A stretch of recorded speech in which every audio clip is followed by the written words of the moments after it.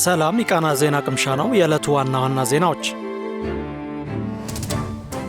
ኢትዮጵያና ህንድ ያላቸውን የሁለትዮሽ ግንኙነት ወደ ስትራቴጂካዊ አጋርነት ከፍ ለማድረግ መወሰናቸውን የህንዱ ጠቅላይ ሚኒስትር ናሬንድራ ሞዲ ገለጹ። ጠቅላይ ሚኒስትር ሞዲ ይህን የገለጹት በኢትዮጵያ ያደረጉትን ይፋዊ የሥራ ጉብኝት ተከትሎ ዛሬ በህዝብ ተወካዮችና በፌዴሬሽን ምክር ቤት አባላት የጋራ ስብሰባ ላይ ተገኝተው ንግግር ባደረጉበት ወቅት ነው። 36 ደቂቃ በፈጀው ንግግራቸው ሞዲ ሀገራቸው ከኢትዮጵያ ጋር በቴክኖሎጂ ሽግግር፣ በሳይበር ደህንነት፣ በአቅም ግንባታ፣ በግብርና እንዲሁም በትምህርት እና በጤና ዘርፎች ላይ በትብብር ለመስራት ፍላጎት እንዳላት ጠቁመዋል። በህዝብ ብዛት የዓለማችን ቀዳሚዋ ሀገር የሆነችው ህንድ ባለሀብቶቿ በኢትዮጵያ መዋዕለ ንዋያቸውን በማፍሰስ ቀዳሚ እንደሆኑም ተናግረዋል።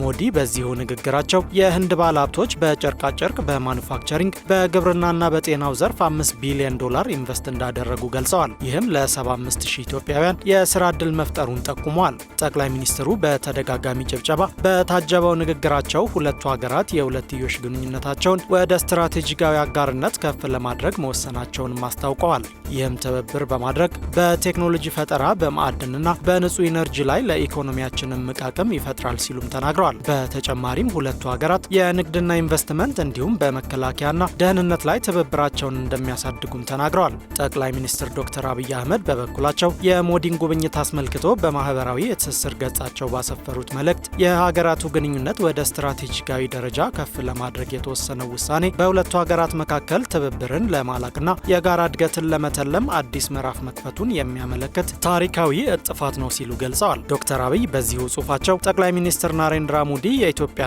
ህንድን ግንኙነቶች እንዲጠናከሩ ለሚያደርጉት ጥረት ምስጋና አቅርበዋል። የጠቅላይ ሚኒስትሩ ጉብኝትም በሁለቱ ሀገሮች መካከል እያደገ የመጣውን ትስስር የሚያመላክት እንደሆነ ተገልጿል።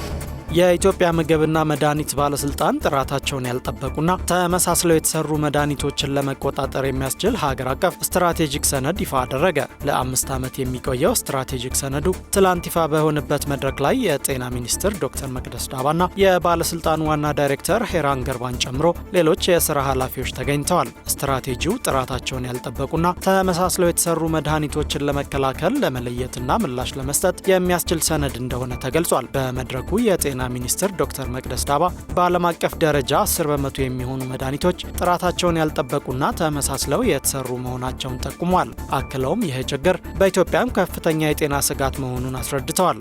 አሁን ላይ ከ63 ሚሊዮን በላይ ዜጎች የጤና መድን ተጠቃሚ መሆናቸውን የገለጹት ሚኒስትሯ ለእነዚህ ዜጎች ጥራቱን የጠበቀና ፈዋሽነቱ የተረጋገጠ መድኃኒት ማቅረብ የፖሊሲያችን ዋነኛ ግብ ነው ብለዋል። የባለስልጣኑ ዋና ዳይሬክተር ሄራን ገርባ በበኩላቸው ይፋ የተደረገው ስትራቴጂ ህብረተሰቡ ለቁጥጥር ስርዓቱ ያለውን አመኔታ ለመጨመርና የህዝብን ጤና አደጋ ላይ የሚጥሉ ጥራታቸውን ያልጠበቁና ተመሳስለው የተሰሩ መድኃኒቶችን ስርጭት ለመቀነስ ፋይዳው የጎላ እንደሆነ ጠቁሟል። ሰነዱ በቢል ኤንድ ሚሊንዳ ጌትስ ፋውንዴሽን የገንዘብና የቴክኒክ ድጋፍ የተዘጋጀ ሲሆን ከ90 በላይ ባለድርሻ አካላት በዝግጅቱ መሳተፋቸውን ባለስልጣኑ በኦፊሴላዊ የፌስቡክ ገጹ ባወጣው መግለጫ ጠቁሟል።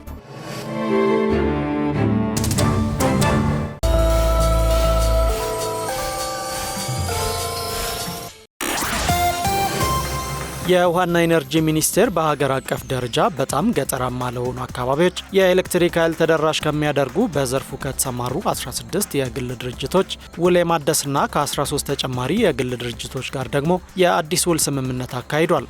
በስምምነት መርሃ ግብሩ ላይ በዘርፉ የተሰማሩና ውል የገቡ የግል ድርጅቶች፣ የክልሎች የኢነርጂ ዘርፍ ኃላፊዎችና የሚኒስቴር መስሪያ ቤቱ የዘርፍ ኃላፊዎችና ባለሙያዎች መሳተፋቸውን ሚኒስቴር መስሪያ ቤቱ በፌስቡክ ገጹ ባወጣው መግለጫ አስታውቋል። በዚህ ወቅት በሚኒስቴር መስሪያ ቤቱ የኢነርጂ ዘርፍ ሚኒስትር ዴኤታ የሆኑት ዶክተር ሱልጣን ወሊ ሁሉንም የህብረተሰብ ክፍል ሙሉ በሙሉ የኤሌክትሪክ ኃይል ተደራሽ ለማድረግ ከፍተኛ ርብርብና ቅንጅታዊ አሰራርን እንደሚጠይቅ ተናግረዋል ተብሏል። መንግስት በጣም ገጠራማ በሆኑ አካባቢ ያለውን የህብረተሰብ ክፍል የኤሌክትሪክ ተጠቃሚ ለማድረግ ለዘርፉ ትኩረት ሰጥቶ ከፍተኛ ስራ እየሰራ ቢሆንም የግሉ ዘርፍ ተሳትፎ ወሳኝና አመርቂ ውጤት ለማምጣት የሚያስችል በመሆኑ ውል ገብቶ ወደ ስራ ለማስገባት ማስፈለጉን አብራርተዋል።